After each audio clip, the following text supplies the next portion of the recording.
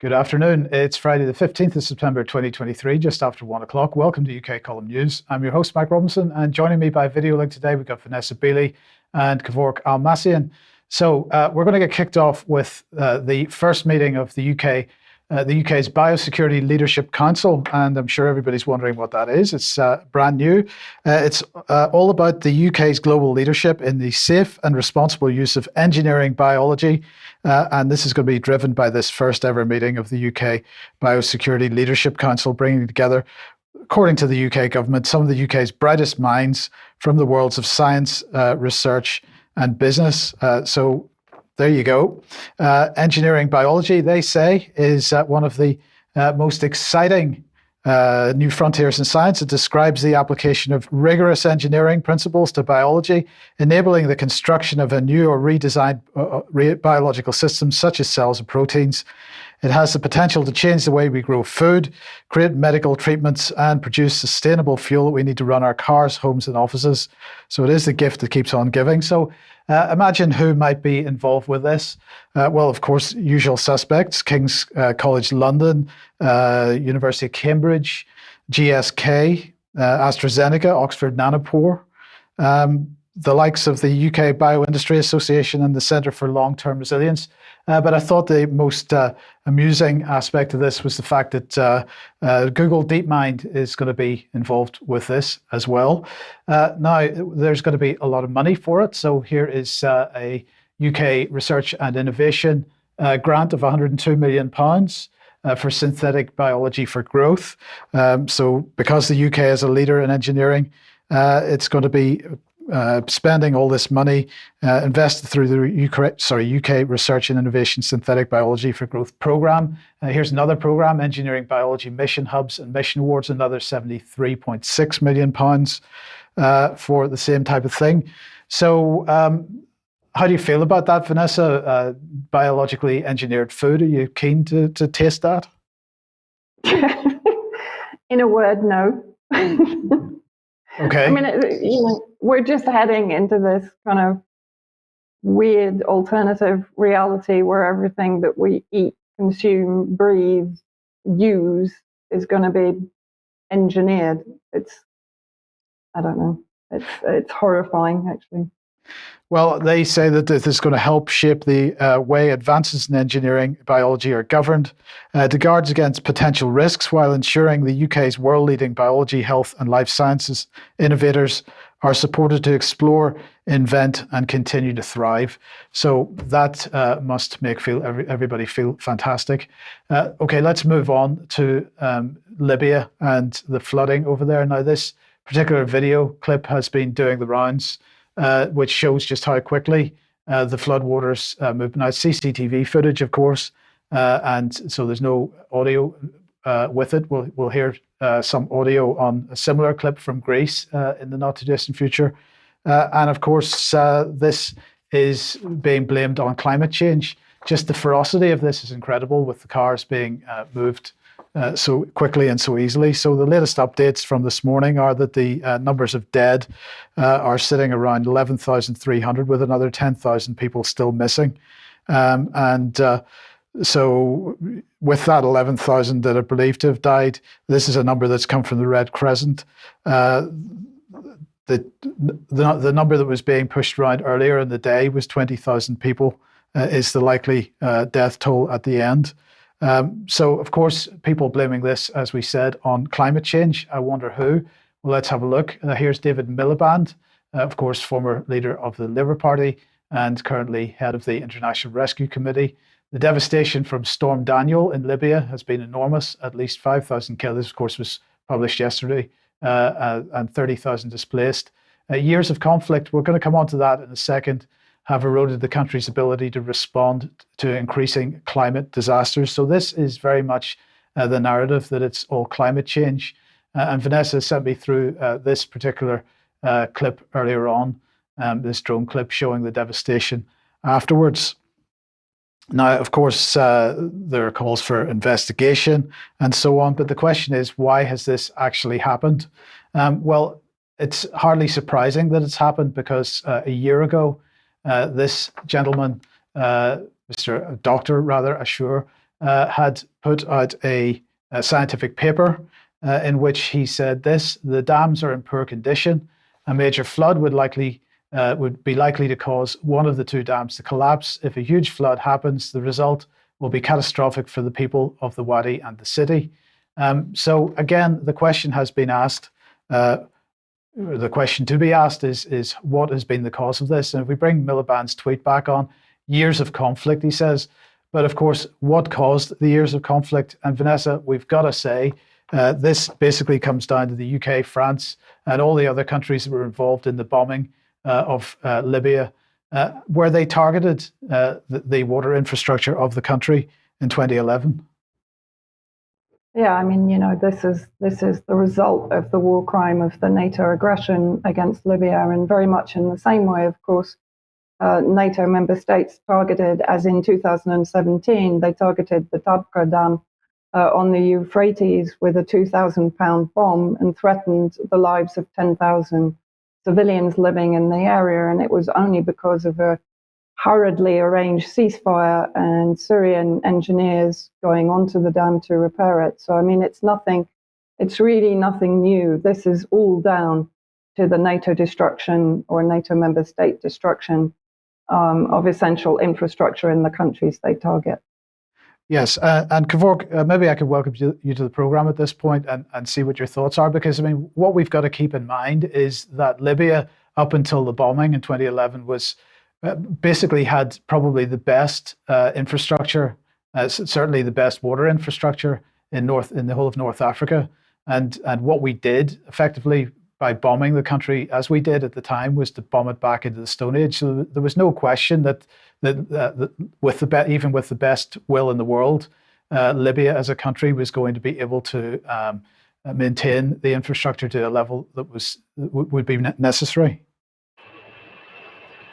Actually, I was reading an article today on the Irish Times, and they also say that human errors exaggerated or contributed in the deaths of lots of people in Libya because there was no competent reaction before and after this disaster that happened in Libya. But it's so disingenuous to see that a lot of mainstream outlets aren't even mentioning the real cause of the chaos in Libya.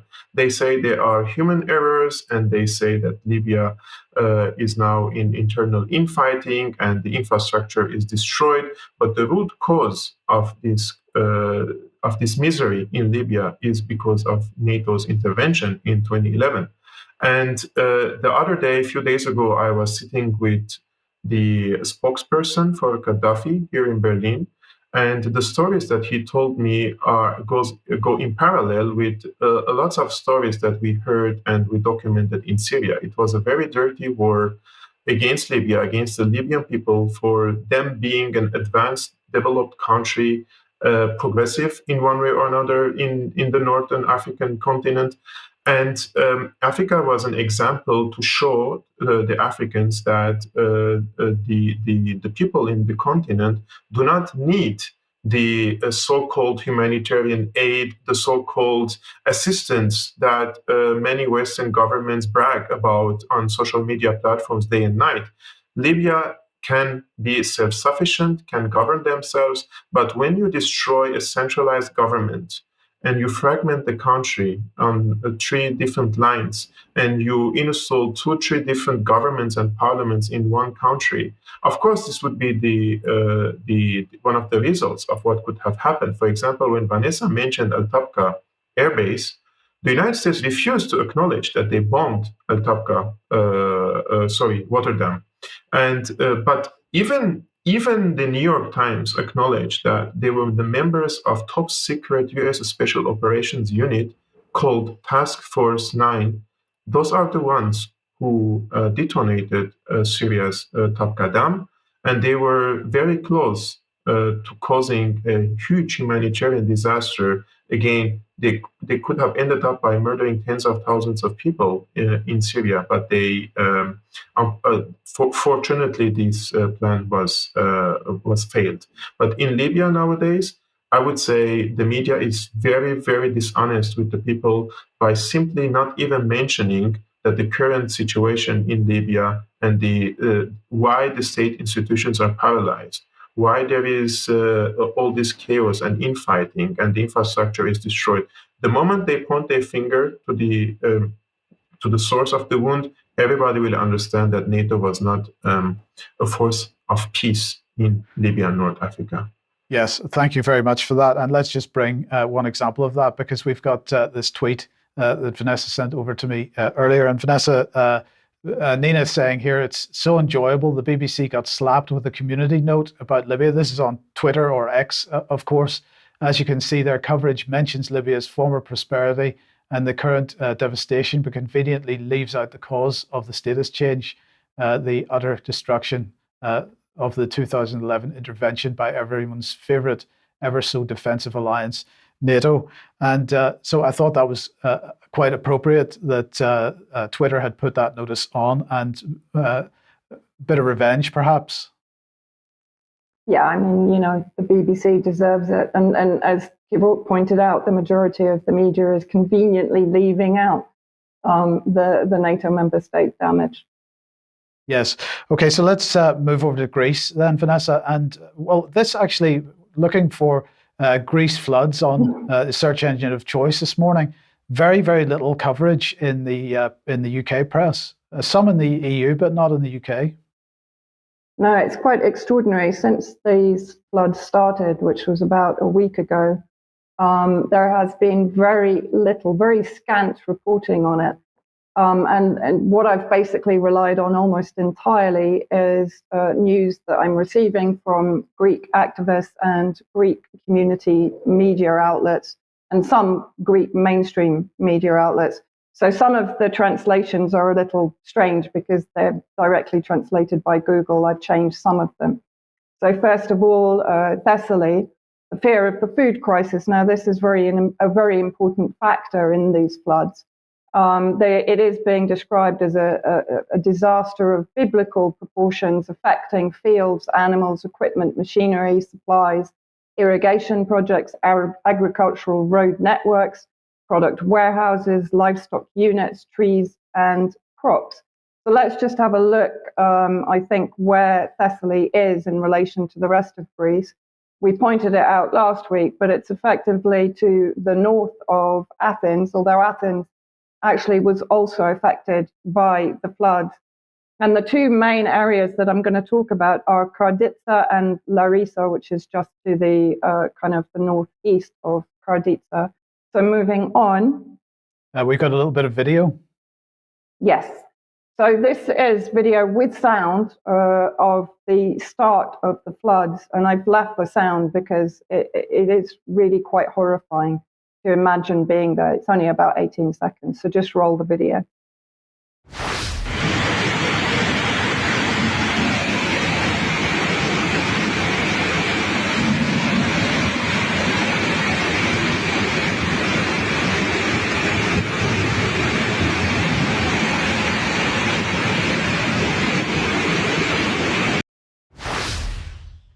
And then the next video that we're going to see is aerial video that was taken a couple of days ago. And I think what's interesting, I'll kind of talk over this, but this shows the extent of the flooding. Hundreds of thousands of hectares of farmland destroyed effectively, and machinery, animals, livestock. It is reported by many activists that I'm speaking to that the Greek government is refusing aid from the EU. And the activists on the ground are saying that's because they don't want people to be here from outside Greece to see the devastation and also to discover the bodies that are clearly under this flood. It's being described as the biggest disaster since 1940. There will be no harvest this year. Corn, fruits, cotton, vegetable and fodder is destroyed. Stored grains have been lost, so that means no crop in 2024.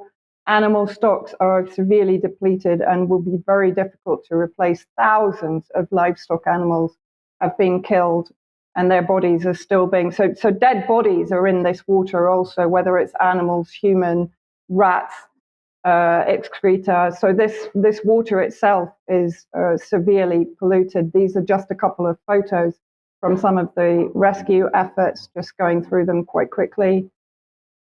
And this again on the right shows the extent of the flooding.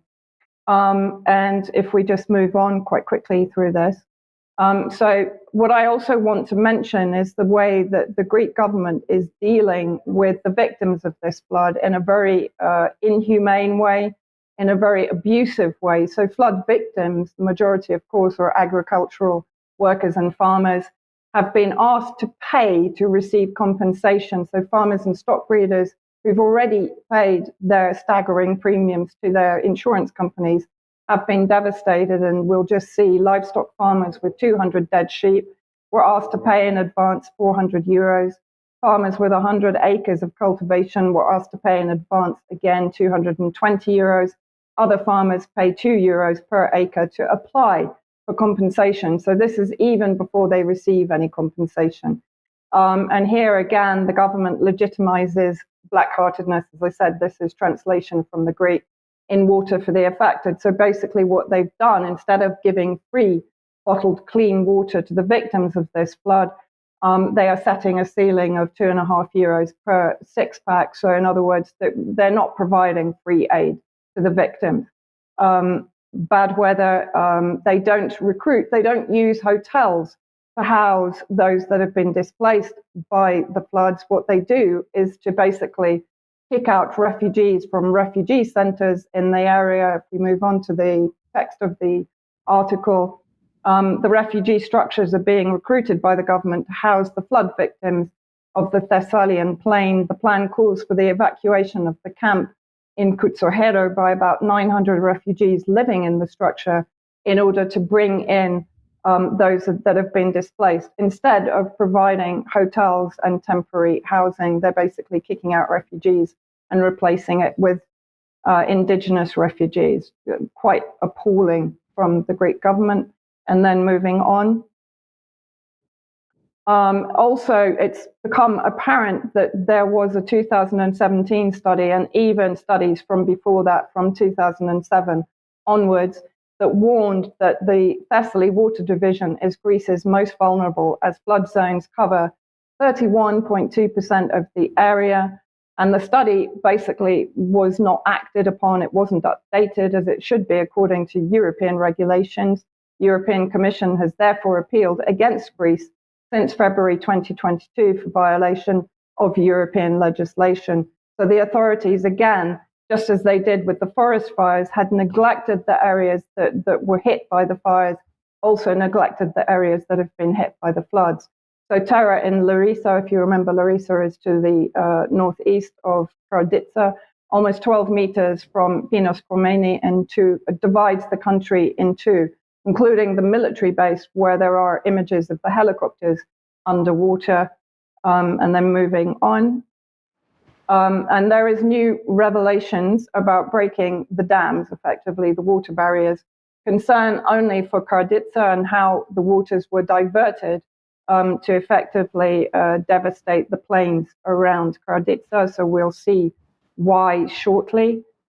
This is the blog that I've relied on before for information. So from organized arson to organized floods, the Greek lockdown junta becomes the EU's poster boy for climate change. Now, interesting here, Mike, because we haven't actually seen legacy media jump on board with the climate change headlines, and we might know why very shortly.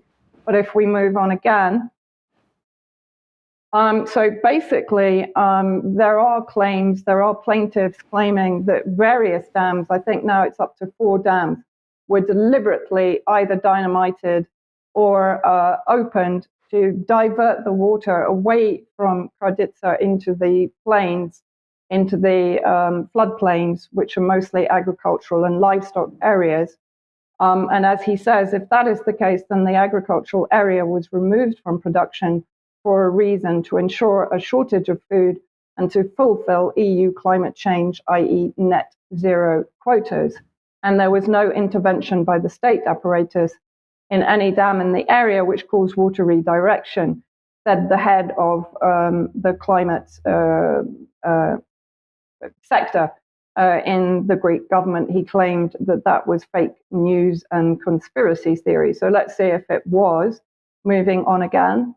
So I'm just going to show you again where Karditsa is on the map. Moving on quickly to the next image, which shows very clearly Karditsa at the bottom there, that the waters were very clearly diverted away from Karditsa towards the floodplains there. Larissa was also heavily affected. And now if we move on, we can see why.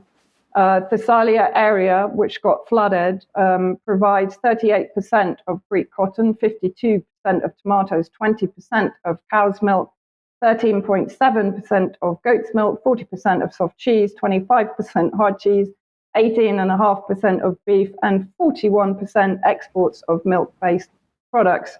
So it's a very, very important area both to Greece and to Greek trade.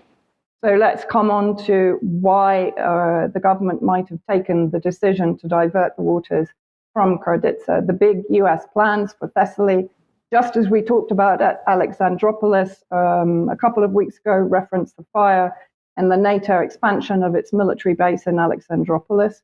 The US decision to invest more in the air base of Larissa and to upgrade it with the aim of creating the permanent basis of the administration of the American Air Force Europe, Africa, while it has provoked the reaction of the Larissa Peace Committee in a statement. So that was in 2022. They have invested many millions of dollars in support, turning Thessaly into an American native base. Then let's see, so in November 2021, Erdogan, president of Turkey, said that US military bases in Greece are so many that they cannot be measured. Greece has become practically an outpost of America. Of course, Erdogan has, let's say, alternative agendas behind his words, but nevertheless, it appears to be true. And then this is when it gets quite interesting. So a foreign company is committed to 10,000 acres in Karditsa for photovoltaics, for solar panels. Let's see who this company is. Israelis in Thessaly with 5 large photovoltaics. If completed, the projects will be able to allegedly produce clean and cheap energy for more than 350,000 households. Moving on. Astrom is a construction company based in Israel that is now expanding into Europe using Greece as its pilot scheme for solar energy in Europe to provide solar energy to Greece and to Europe. So Astrom Renewable Energy co-developed solar projects in Greece. Moving on again. The producers who spoke to us claimed that the company representatives had stated that their goal was to commit 10,000 acres to the construction of solar energy, and that will begin in 2024. What is interesting is that farmers that applied for solar energy were turned down because they didn't have the money to invest in this. So Israel taking priority over local farmers. Moving on. This is an important lesson that came out of this, and this came from a Greek friend of mine who's commenting on Facebook. During the floods, authorities also visited the scene of the Tempe rail crash, which was 6 months ago in the same area, in the Thessaly area. And during the visit, they found exposed human limbs that hadn't been cleaned from or identified from the scene of the crash. And as my friend pointed out, she said at Tempe, passengers helped passengers. During the fires, citizens helped citizens.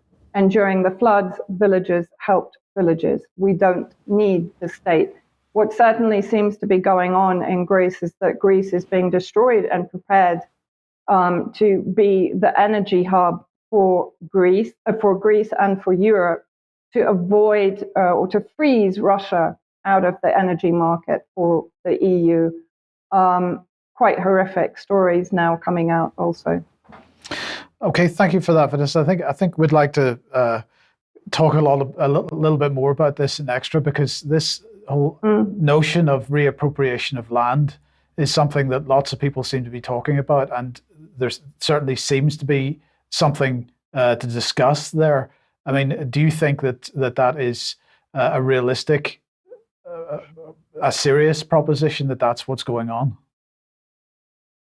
Well, judging by the reaction of the Greek activists and legal teams that are now dealing with it, and I saw today very quickly that there is a case for murder if the government did deliberately divert the waters away from Karditsa into the floodplains. And also the fact that the government, again, as I said, it neglected the forestry areas, which then easily caught fire recently. But they also neglected sort of help and preparation for the floodplains to prevent a disaster of this magnitude. And so you have to ask why. They received the funds from the EU to carry out the various works that they needed to prepare for this kind of disaster, and yet they didn't. So I guess you have to very clearly ask questions. Whether the evidence is there, I guess the court case will bring more to light. Yeah, okay. Thank you for that. Okay, now, if you like what the UK Column does, you'd like to support us, please head over to community.ukcolumn.org. You can join us there, become a member of the community. That'd be very much appreciated. You could pick something up at the UK Column shop, but please do share anything you find on the various platforms, especially ukcolumn.org and ukcolumnextracts.co.uk. Now, I want to remind everybody of this event, On Guard for the Liberty of Mankind, taking place in Sweden. This is on Saturday, the 30th of September, 2023. This is one day of a 3-day event, and anybody that's in the area or would like to go there, it is possible to get tickets to join that event live, but otherwise it will be live streamed from Sweden by Oracle Films, and you can see the various, many of the names that will be taking part in that on screen at the moment. If you'd like more details, go to doctorsappeal.com and you can find more information about that there. Okay, let's move on then. And we're going to talk about Armenia for a second now. Vanessa mentioned this last week. Before we get started, I just thought we should bring the map on screen and give everybody an idea of the area that we're talking about here. So obviously the red area is Russia, but if we zoom in on Armenia in blue there and Azerbaijan to the right-hand side of it in green, this is the area that we're talking about. Over the last week, we're seeing headlines like this appearing in the mainstream press. Is Armenia turning to the West? So this is from Wednesday in Radio Free Europe. We all know what Radio Free Europe is, but they're saying that for centuries, Armenians have had a tight relationship with Russia, but those ties have come under strain over the past year and a half as Russia, bogged down in Ukraine, has largely stood aside as its Armenian ally faces ever-increasing pressure from Azerbaijan. And this narrative is even appearing in the Russian press. So this is a TASS article, Pashinyan, changing countries' politics to align with the West, according to experts. I want to welcome, Stephanie, I want to welcome Kevork back on screen and just get a view from you about these headlines that are appearing, Kevork, and let's see where that takes us in terms of conversation. Actually, while the world can see the shift in the balance of power in favor of Russia and China, an increasing number of countries are joining the BRICS economic bloc, and other, I would say, security architectures in Eurasia, such as the CSTO, such as the Shanghai Cooperation Organization. Unfortunately, in 2018, just like in Georgia and in Ukraine, there was a USAID, NED, Soros-backed color revolution in Armenia, which brought a journalist who used to write in yellow newspapers. We call it yellow newspapers because they highly rely on controversial clickbait information just to create hype in the society. So Pashinyan wasn't even a real journalist, in my opinion. He comes to power after huge, I would say, media support through the NGOs in Armenia that are funded by USAID, NED, and George Soros.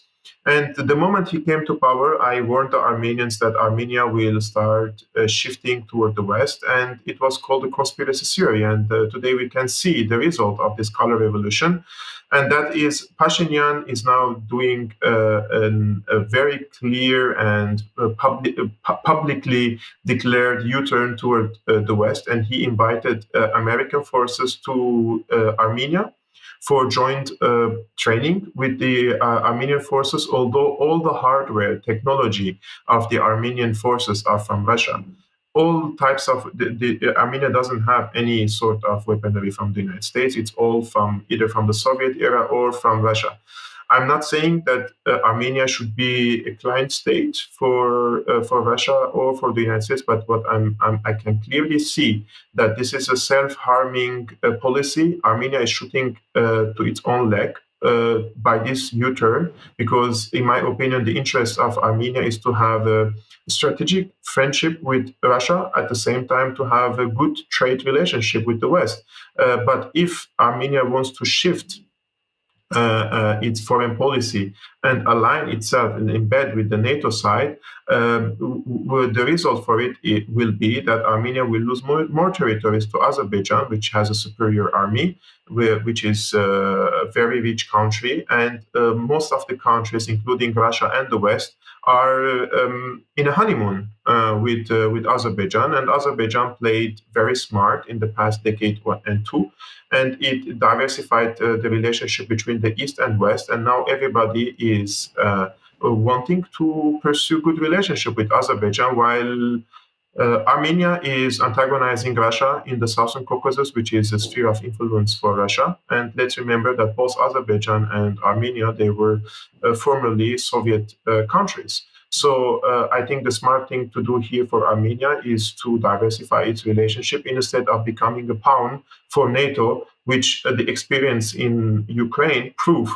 that NATO is ready to use Armenia just like they used the Ukrainians, to the last standing person there, in order to fight against the Russian Federation. And this is quite clear to me, because the goal of Pashinyan government is to kick the Russian forces out of Armenia, because they have a military base there, and also the peacekeeping forces who are standing between Azerbaijan and the Armenians of Nagorno-Karabakh, where Azerbaijan wants to ethnically cleanse the 120,000 Armenians in Karabakh who are trapped now in this independent region. And Azerbaijan basically blocked the only life route for the Nagorno-Karabakh, which is called Lachin Corridor. And by doing so, the people there, 120,000 people, are starving, and nobody is able to lift this blockade on the Armenians there. But I would say, if the Armenian government isn't trying to help the Armenians of Karabakh and isn't pursuing the foreign policy that can serve the interests of the Armenians there, in my opinion, the only side that Armenians should point fingers and blame now is the Pashinyan government. And so, I mean, it would be a bit of a grim look into the future, but is it your opinion that if things continue the way they're going, we could see a Ukraine-like situation happening there? I think the Russians have excessive power in the Southern Caucasus. I think the Russians do not need Armenia as an ally country now, because they have a very strong partner now in Azerbaijan, and Azerbaijan is able to present and the national security to give national security guarantees for Russia, and also the interests of Russia in the region. Armenia is sandwiched between Azerbaijan and Turkey, and at the same time, Armenia is pursuing an let's say, hostile policy toward Russia. So what could go wrong, right? In my opinion, if the Russians withdraw their hands from the Armenian file, we will see that Armenians will be swallowed by Turkey and Azerbaijan. They are the weaker side in this equation, and no side, not even NATO, not even Russia, are willing to intervene, because you have to help yourself before others come and help you. And the current policy in Yerevan is shooting themselves in the leg. And therefore, there could be the scenario of Ukraine, but I don't think the Russians are even interested in intervening militarily to secure their interest there, because one, they have already secured their interest through Azerbaijan, and two, Iran is the only party there who is willing and declaring that they want to intervene militarily if Azerbaijan tries to change the borders between Armenia and Iran, because the Azerbaijani demand is to open a new trade route on the borders between the borders of Armenia and Iran, and by doing so, they will seal the borders between Armenia and Iran. So now it's in Iran's interest to intervene there and not in Russia's. Oh, okay, and thinking back to the map, then between Armenia and Russia, of course, is Georgia. We had the incident in 2008 in northern Georgia. I mean, where does Georgia sit in this whole situation? Georgia is mostly aligned with the Western Bloc in this, and they don't have good relationship with Armenia for a very long time. But now the current situation in Georgia is similar to the situation in Armenia, and all in all, this Eastern European bloc, especially in Georgia and Armenia, the current Armenian leadership, they are increasingly and let's say rapidly but surely aligning themselves with the Western interest, and this is harming their own, in my opinion, their interest, because this country's positions, geographically speaking, is either in the Southern Caucasus or in Eastern Europe, and this is the background or the playground of Russia there, and. If both Armenia and Georgia want to continue in their current path, I think we will see more destabilization in the region, because the security, they will need a new security architecture there. They will need a new reformation of their armies, their security apparatuses, if they want to move toward the West. This is not something that could be done in a day or two. These countries and the people in these countries must understand that the geography plays a role, politics plays a role, and also the social, let's say, the societies in these countries play a role. And if you see these two countries, Georgia and Armenia, naturally speaking, these countries should revolve in the orbit of Russia and at the same time have good relationship with the West. So if any of these countries become a pawn to any of the superpowers, then there will be destabilization, and there will be an attempt to use these countries against the other superpower. And Armenia for a very long time played smart, and they were strategically aligned with Russia.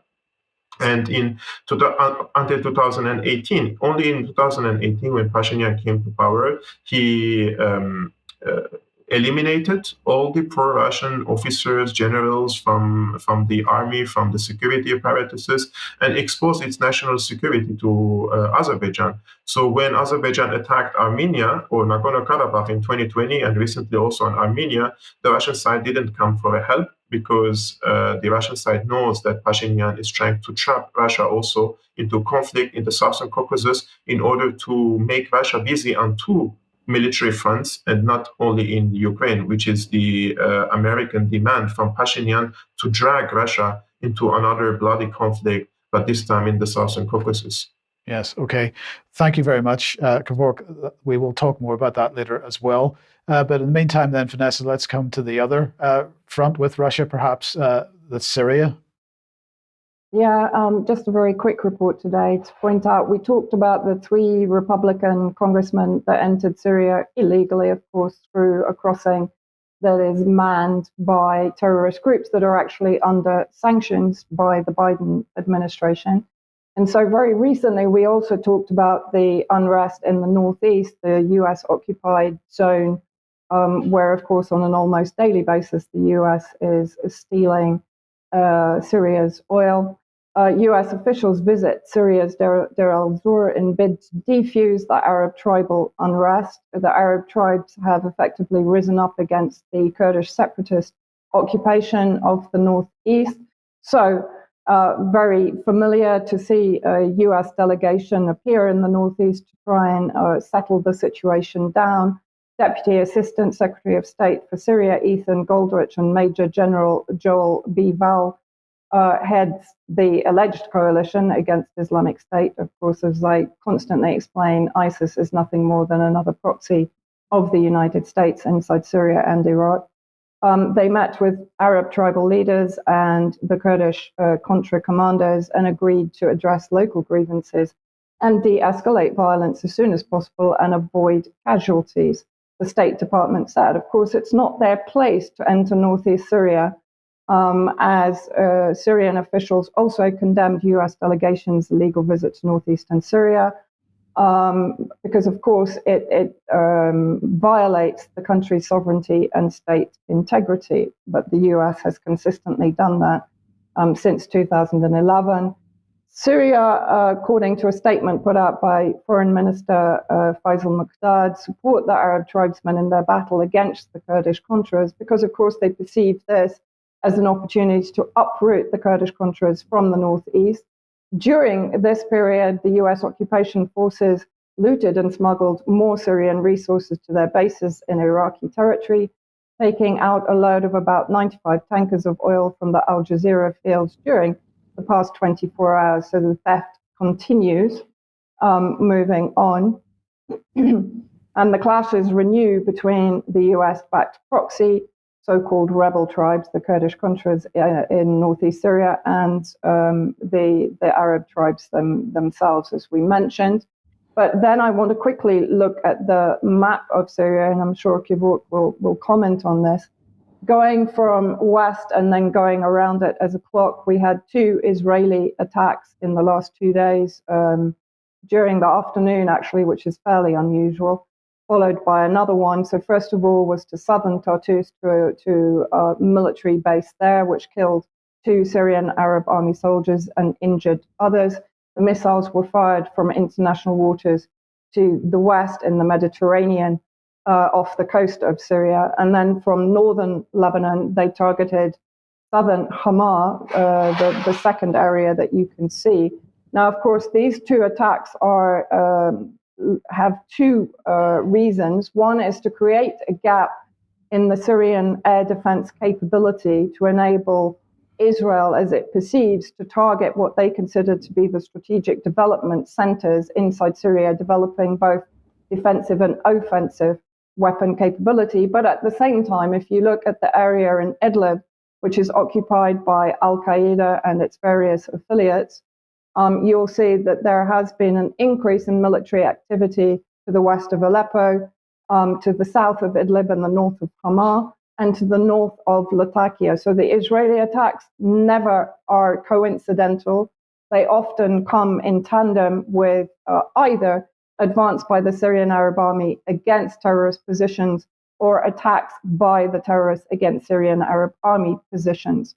Then if you go around the map, as I've mentioned before, Syria at the moment, what the US cartel is trying to achieve, of course, is a shrinking Syrian central state.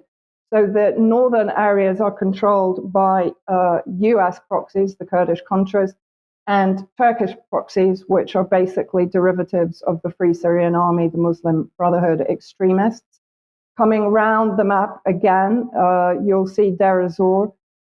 Interesting that the Kurdish Contras currently seem to be withdrawing from this area, from the Deir ez-Zor area. And then coming down to Al-Bukamal, which I pointed out quite frequently, is the area that the US wants to gain control of, because this is the opening for Iraq, or the border crossing for Iraq and Iran, to send humanitarian relief into Syria. So I've drawn the yellow line to show where the US wants to gain control, to basically close off much of that eastern border area, because of course it has control at Al-Tanef, its military base, and at Rukban, alleged refugee camp, which is another recruitment center for ISIS and various extremist groups. Then coming to the south, as I've drawn there, the red line showing the areas that are obviously under attack by the forces of proxy forces of Israel and the US alliance, as we've talked about in Sweda and Dara. There have been 2 assassinations of fairly high-level officials in Daraa in the last 10 days. And in Soweto, the protests, which are basically sponsored by Israel and the US, and power multiplied by Israel and the US and Western media, are continuing. There have been attempts to take over official centers and institutions there in the last few days. So that, I think, just gives you a very quick update of what is going on here. Yeah, brilliant. Thank you, Vanessa. Thank you very much. Now let's come back to the UK then, and ULEZ. Well, of course, Sunday is the day that if you're in Wales, anything that was a 30 mile per hour zone is going to become a 20 mile per hour zone. So how has this been presented in the BBC? Just to take one example, because this is right across the mainstream press, of course. 20 miles per hour, Wales speed limit, sat-nav warning ahead of change. So you can't rely on your sat-nav to tell you where the 20 mile an hour zones are. But of course, the reason that this is being done, according to the BBC, is because of stopping distances and because there's so many people dying on the roads. We've got to reduce the speed limit in order to reduce casualties on the roads. Now, other media around the world, and if we look to the EU and France in particular, are being a bit more honest about the situation.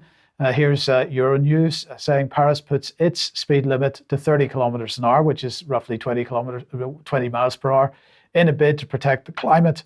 And that, of course, is what is really going on here. This is about protecting the climate, shall we say, and it leads into ultra low emission zones. Of course, this issue of ultra low emission zones around the country are becoming a major issue for local councils as the debate over that continues to rumble on. Now, in London, of course, where most of the activity is, there have been a couple of court cases. Well, this crowdfunder had been raising money for a court case to stop the ULEZ expansion in in London. £23,654 had been raised. That was an expanded stretch target. So they did well and they got the money they needed to take the case. And that was in the High Court yesterday. Now, unfortunately, it did not win. And this was the judge, Mrs. Justice Cockerell. Let's just bring her a bit bigger on screen. She decided that really there was no prospect of her actually being able to impose a reversal of the policy in London, so she threw the case out. She said that, the case, I'll just mention, the case was brought by Chris White and Ed Gregory, who were responsible for that crowdfunder.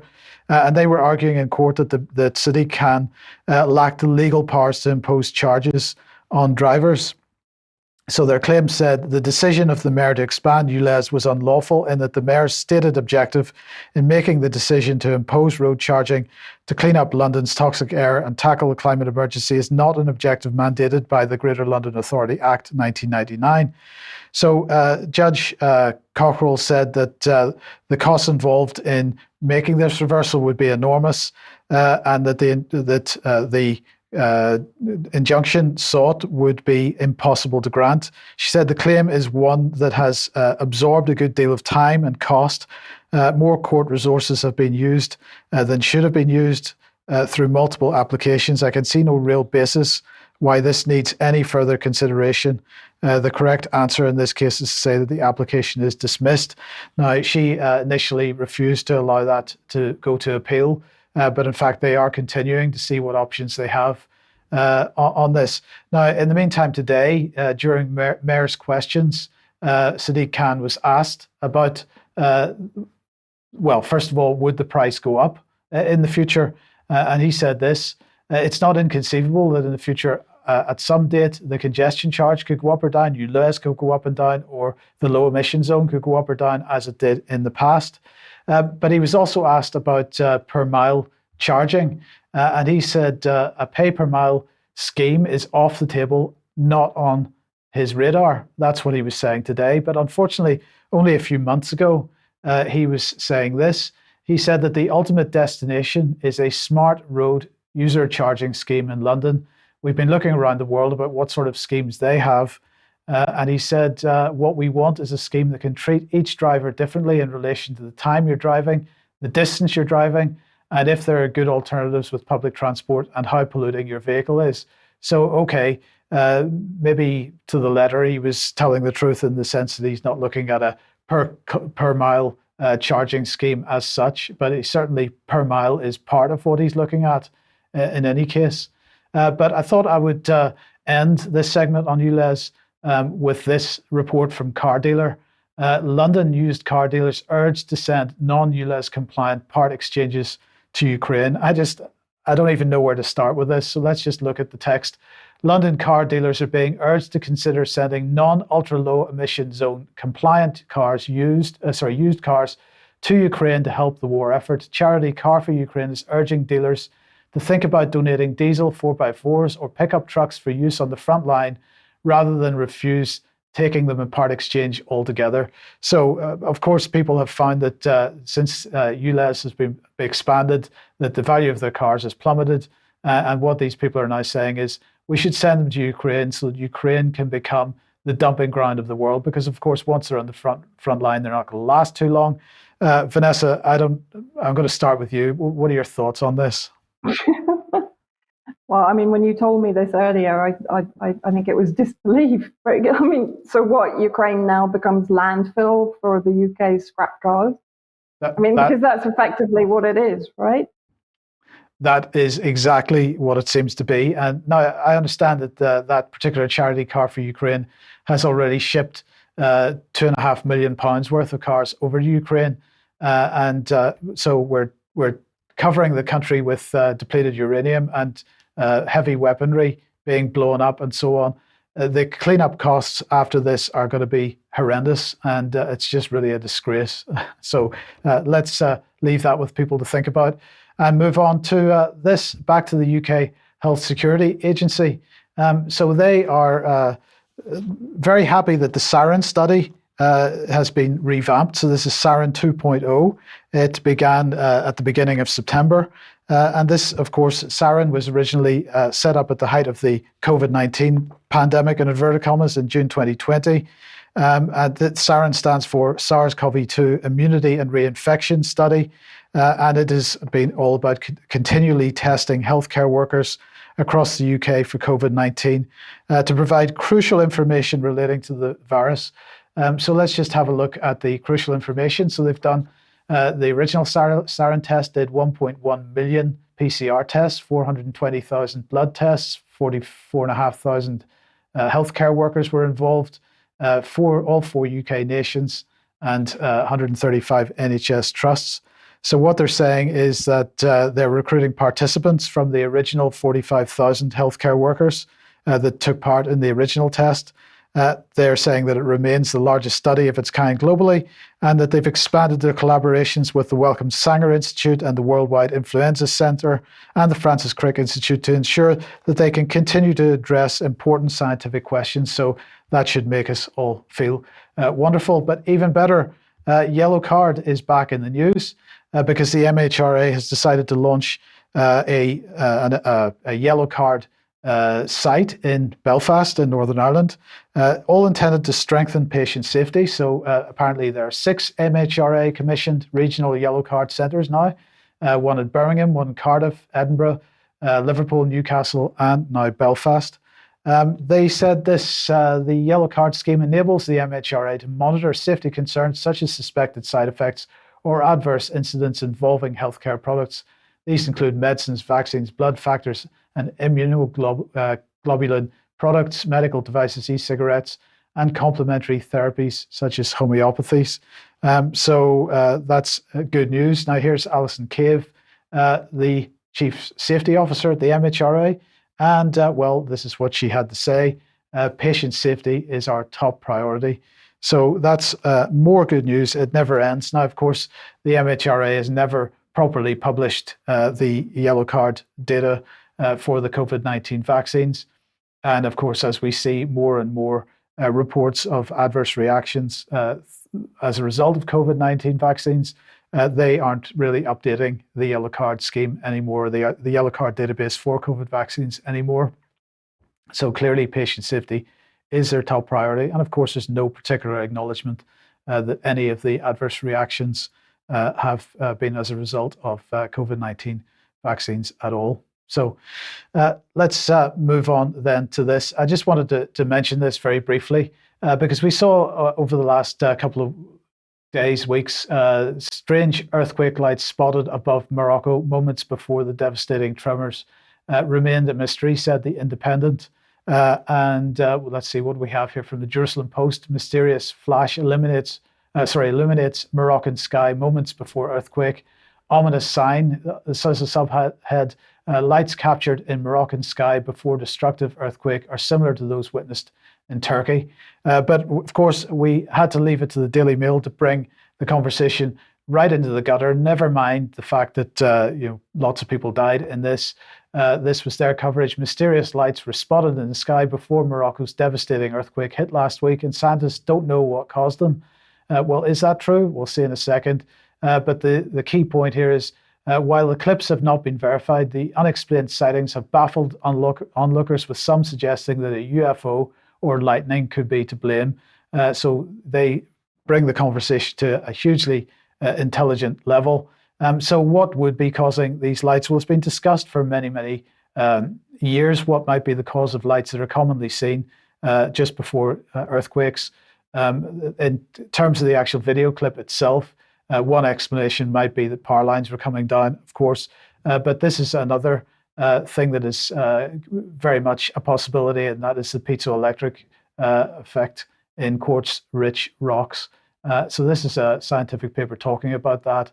Now, what they commonly say is that earthquake lights include bluish flames that appear to come out of the ground at ankle height, orbs of light called ball lightning that float in the air for tens of seconds or even minutes, quick flashes of bright light that resemble regular lightning strikes, except they come out of the ground instead of out of the sky, and so on. So this is a likely explanation, and we should make the point that the area just around Marrakesh is absolutely full of quartz, and this is sort of a requirement in order to have this type of event happen. Okay, finally, I just want to end with this. Now, there's been quite a bit in the press today and yesterday over the online safety bill, which continues to go through Parliament. And in one of the reports, I saw them highlighting a full fact tweet from 2022. And because they mentioned it in the report, I thought I would bring it back on screen here today, because I thought it was quite interesting. This is full fact tweeting out that freedom of expression is at risk while lessons from pandemic are forgotten in the online safety bill. Too much power is being left with internet companies. Decisions about freedom of expression should be made openly and democratically. And I did find it a little ironic that Full Fact was worried about freedom of expression when they seem to be doing quite a lot to try to shut that down. But nonetheless, this was the graphic that went with that tweet from Will Moy, the chief executive. And he's saying, or he said at the time, "We know that people have died because of the misinformation surrounding COVID-19. And he went on to say, "We need a bill that protects all citizens online from harmful misinformation and threats to freedom of expression." So I'd just like to consider that for 1 second, because first of all, we know that people have died from because of the misinformation surrounding COVID-19. The question is that statement correct? I would suggest that yes, it is correct, if you consider that everything that came out of the mouths of the British government with respect to COVID-19 was misinformation. And that caused hospitals to panic, perhaps, putting people on ventilators that maybe didn't need to be, or throwing people out of hospitals and into care homes at an inappropriate moment. So I think there's no question that misinformation did cause the deaths of people around COVID-19. And then he said, "We need a bill that protects all citizens online from harmful misinformation and threats to freedom of expression." And I think that's true too, because as we know, most of the harmful misinformation that we witness these days comes from, at least in the UK, from the British government with respect to health, with respect to war, Ukraine, and so on. And maybe we want to think a little bit about that, about whose speech actually needs to be regulated. Is it the speech of the general public, or is it the speech of the British government and the mainstream press? We'll leave you to think about that. Now we got to end there. We'll be back in a few minutes with some extra. Kevork hopefully will stay with us, but certainly Vanessa and I will be there. We will see you then in a couple of minutes for that. If you're a UK Column member, Otherwise, have a great weekend, and we'll see you at 1 p.m. as usual on Monday. Bye-bye.